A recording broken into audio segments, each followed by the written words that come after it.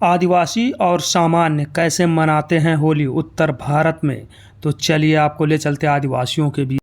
साथ में मैंने बोला था कि यहाँ के आदिवासी इस मेले में प्रवेश करते हुए हैं। तो यहाँ पर देखिए मेरे पीछे जो ये सब आ रहे हैं, ये सभी मेले में प्रवेश करने के लिए जा रहे हैं और इनके अपने ट्रेडिशनल वेशभूषा और अपने जो पारंपरिक तौर तरीके के साथ में इस मेले में प्रवेश कर रहे हैं। और मैं यही दिखाने की कोशिश कर रहा हूँ कि इनका जो संस्कृत है वो एक अलग है, अजूबा है। तो यहाँ पर आप देख सकते हैं जो मेरे पीछे सभी जो है एक साथ, मैंने कहा था ना कि यहाँ पर संख्या कई लाख में हो सकती है। तो अब यहाँ आपको रूबरू कराते हैं उत्तर भारत में होने वाले फाग नृत्य से, जिस पर हर कोई झूमने के लिए मजबूर हो जाता है।